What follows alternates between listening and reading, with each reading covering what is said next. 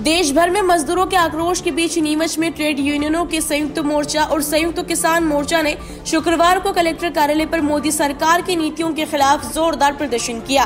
प्रदर्शनकारियों ने राष्ट्रपति द्रौपदी मुर्मू के नाम ज्ञापन डिप्टी कलेक्टर पराग जैन को सौंपा। ज्ञापन का वाचन किशोर जवेरिया ने किया। मोर्चा ने आरोप लगाया कि सरकार ने 21 नवंबर 2025 को बिना किसी चर्चा के 4 श्रम संहिताओं को अधिसूचित कर मजदूरों के वेतन, सुरक्षा और यूनियन अधिकारों पर सीधे हमले किए हैं।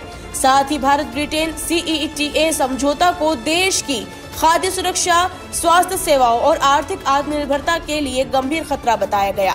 प्रदर्शनकारियों ने कहा कि किसान मजदूर आज गहरे संकट में है।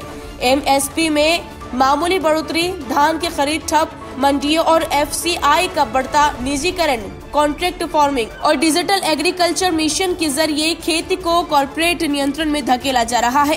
खेती में घाटा और कर्ज बढ़ाने से ग्रामीण युवा पलायन को मजबूर है और मजदूरों पर काम का दबाव लगातार बढ़ रहा है।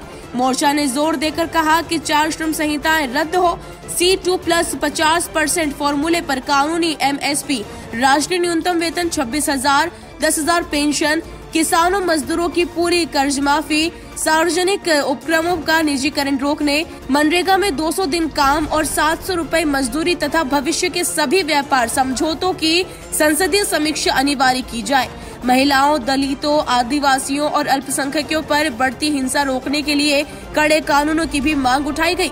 सरकार के खिलाफ जमकर नारेबाजी करते हुए मोर्चा ने चेतावनी दी कि यदि इन मांगों पर तत्काल कार्रवाई नहीं हुई तो आंदोलन को और व्यापक स्वरूप दिया जाएगा।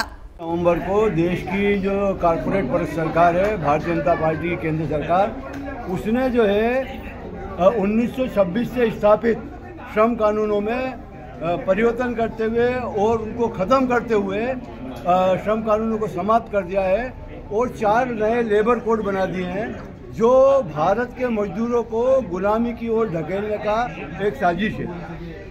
C2 इंटेक सहित देश की 10 बड़ी केंद्रीय ट्रेड यूनियन है, बैंक, बीमा, BSNL और योजना कर्मी जिसमें आशा, उषा, आंगनवाड़ी, मतदान, भोजन और नल जल चालक सहित जितने भी संगठन हैं, उन संगठनों ने तय किया है कि ये जो श्रम संहिता जब तक सरकार वापस नहीं लेती है तब तक जो है हम लोग इस आंदोलन को जारी रखेंगे और इसके लिए हमको कैसी भी कुर्बानी देनी पड़े वो कुर्बानी जो है हम लोग जो है देंगे।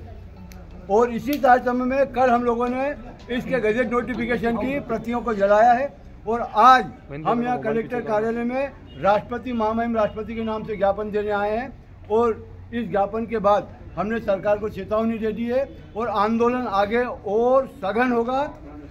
देश की विभिन्न राजधानियों का जो राज्य है उनकी राजधानियों का घेराव किया जाएगा और अंत में देश की राजधानी दिल्ली का घेराव किया जाएगा। सर, किनकी ओर से ज्ञापन दिया गया? देखिए, ये संयुक्त ट्रेड यूनियन मोर्चा है और संयुक्त किसान मोर्चा है, उसके लेटर हेड पे पूरे देश में प्रत्येक जिले में आज ज्ञापन दिए जा रहे हैं। इसी तारतम्य में यहाँ ज्ञापन दिया।